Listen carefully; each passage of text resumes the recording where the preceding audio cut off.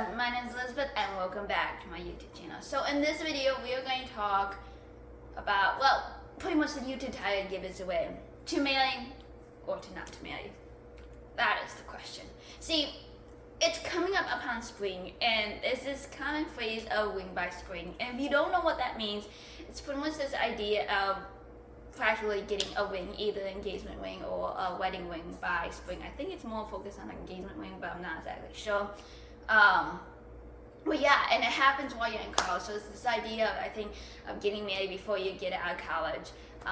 This idea of, you know, quote unquote the missus degree, where you pretty much go to college so you can get married, or at least that's what they say. Honestly, you should not go to college. You should not really go anywhere just so you can get married. Honestly, you should go there because that's what you feel you're being led, not because you're like in hopes of finding some guy to marry.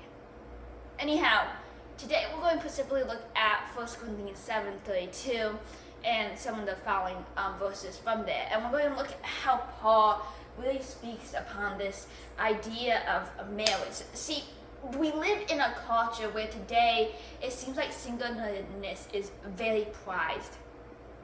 It's this idea where we kind of extend adolescence longer, where we're like an adult adolescence phase. Like there used to be a teenage phase, now there's like an adult adolescence phase. And this phase is like this idea where you can kind of like do whatever you want and have very minimum consequences. You can explore as an adult. Oftentimes, unfortunately, in the secular realm, this often leads to promiscuity, having multiple partners, right?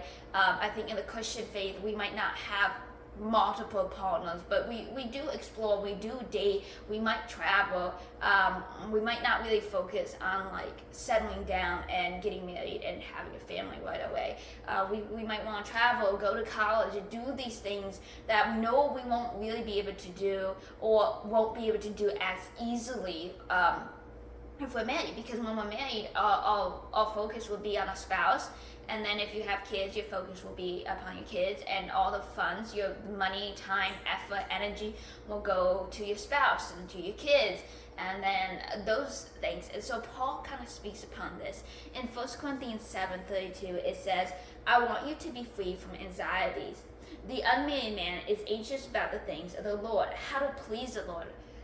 But the married man is anxious about the worldly things, how to please his wife. And his interests are divided. And the unmarried or betrothed woman is anxious about the things of the Lord, how to be holy in body and spirit. But the married woman is anxious about worldly things, how to please her husband.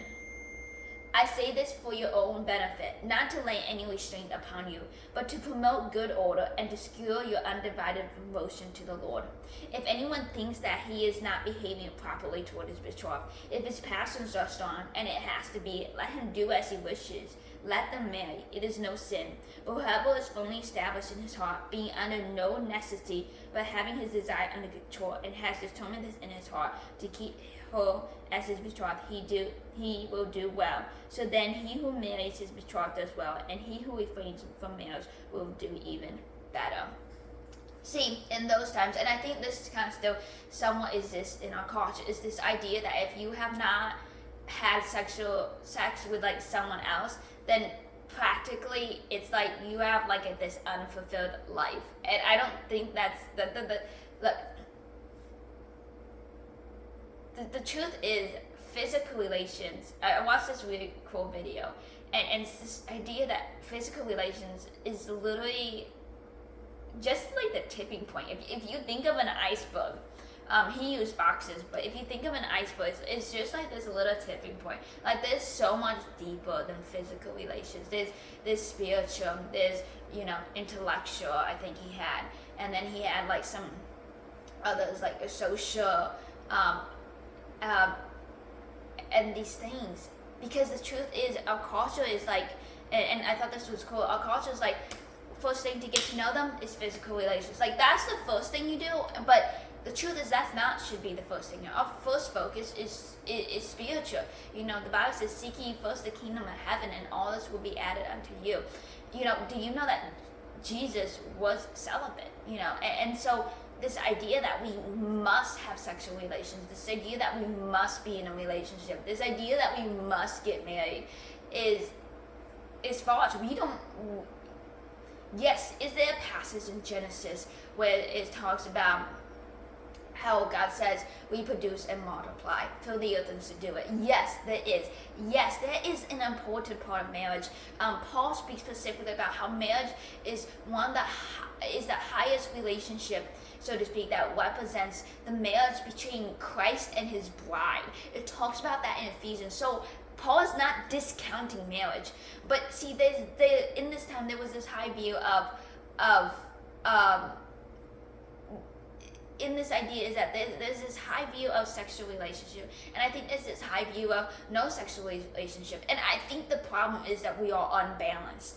I think in this world that we live in, we are like, oh, it's all about singleness but sexual relations, and I think in sometimes in the Christian faith, it's like, oh no, we don't believe too much in like sexual relationship. That we'll just tuck that in the pocket. Like, you're not as holy if you do that kind of stuff. Like, it's not really talked about. I mean, we all know it happens, but it's not really out there, and honestly it doesn't really need to be out there, but it's not something that we need to look down upon either if it's done in the proper marriage union between a husband and a wife. But the truth is, I guess what I'm trying to get at is that you're not any lesser or greater if you're married or not married.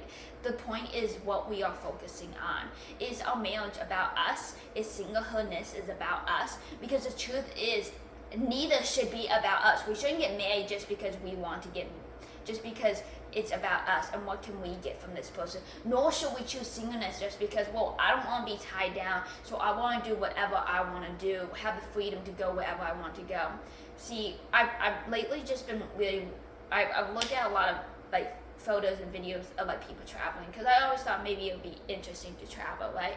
And you specifically look at like these lonely travelers and you're like, wow, at least I am. That is so cool. I wish I had the guts to travel by myself.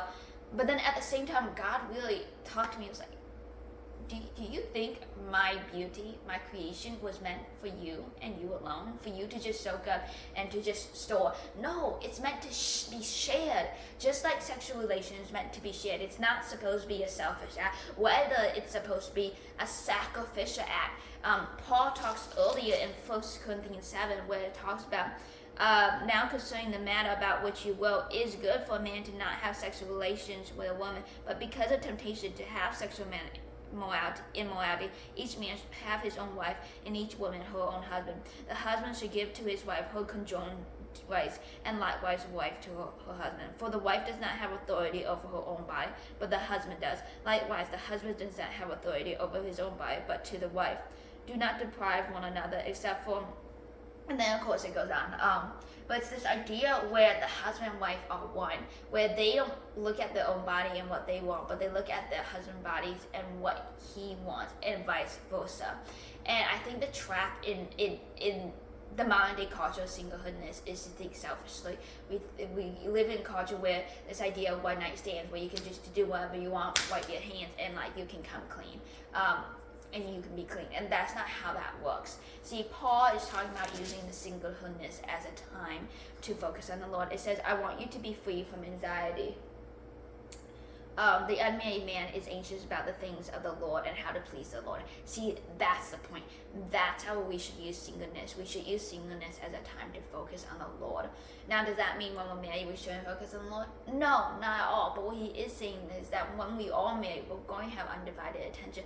We're going to have to pay attention to our spouse and the Lord. And sometimes it's hard to balance. See, I think what people misread about Paul sometimes is that they read one passage of Paul and they take it to the extreme without looking at the whole passage of Paul. See, Paul is speaking on one specific issue. Paul is saying, hey, it's okay if you're single. But then at the other time, he's talking about marriage where he's like, this is the picture of Christ and his bride, right? And we need to take both of those pictures and we need to like take them. And it's like, wait, we need to not elevate one or the other. Whether they both have a place in our society, they both have a place in the church. And I feel like, and this is kind of just going off a little bit of my own opinion here, is that the church sometimes doesn't have a place for singles. And what I mean by that is like we have this period of high school. You graduate from high school. You might even have a period for young age college students. Maybe. Very few churches do. And then after that, there's like this marriage/kids group, and if you aren't married, you're like an outcast. And I don't think that should be how it is. I think that there is great value in those who have been called to the celibate lifestyle, right? And so I think that's the way we need to view it, is that each stage of our life has a purpose. Now, a lot of people are like, how do I know if I'm called to be celibate? Well, here's the first thing. Are you married? Well, no, you're not. Well, maybe you are, but theoretically, if you're not, then you're kind of celibate at this moment.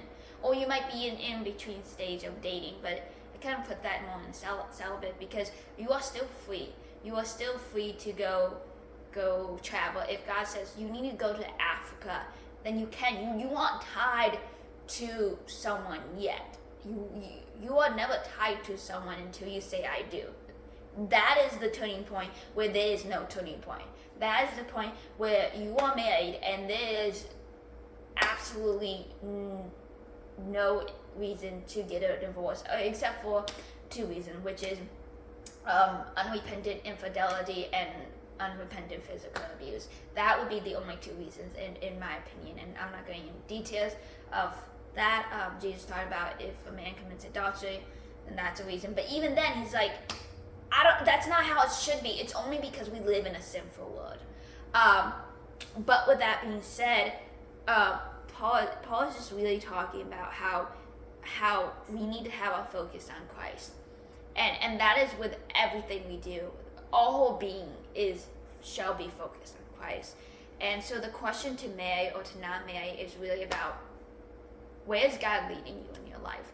What is he calling you to do? Is he calling you to a place where maybe it's best for you to not get married right now? Maybe it's best to hold it out. Or he's calling you to a place like you and your partner will be better serving me together. See, when you get married, you shouldn't just get married thinking about, okay, what do I want to do? But how would this relationship between this other person and I, in my case it's a man, right? How would this be used to a place that will glorify God, a place where we can serve together, a place where we can uplift each other and build each other closer to Christ. I remember people talking about, like, in marriage, it's like a triangle. When both of you are going to Christ, you guys actually get closer. That's what keeps a man together, is Christ. That's what keeps the body of the church together, is Christ. What keeps a singleness from not becoming selfish is Christ. Christ is the center of our entire life, and that is what Paul is saying, that Christ shall be the center of your life, whether married or single. Marriage represents the relationship between Christ and the bride, and they should be focused on Christ. Singleness is a time where they can have undivided attention to Christ and his church and his body, and that should be focused on Christ. No matter what path, to marry or to not marry, your focus shall be on Christ. And so that's really what I wanted to talk about, is just having the right view, having the right balance, that no matter what stage in life, your focus should be on Christ, and that's how you should live. It shouldn't be on yourself. It shouldn't be whatever reason is, singleness or marriage. It shouldn't be about what you get out of it, but what you give, whether that's giving to your Christ and your spouse, or whether that's giving total, every aspect of you to Christ. So with that being said, thank you so much for watching. Please subscribe, push that bell button to get notifications. And I just really hope this just gives you food for thought, to just meditate on 1 Corinthians 32 through, I believe, 38. Just to meditate on it and think about it. And to really think about, is my life, whatever stage I'm at, is it focused on Christ first? And then second, those people who are influenced around me, whether that's my spouse, who should be my second priority, whether that's the church, whether that's my immediate family, who is God calling me to witness to minister to build up, to serve? Because in each stage of our lives, we are called to serve. There's never a point in our lives where we're called to not serve. So always keep serving and have the focus on Christ. Thank you, and I'll see you guys.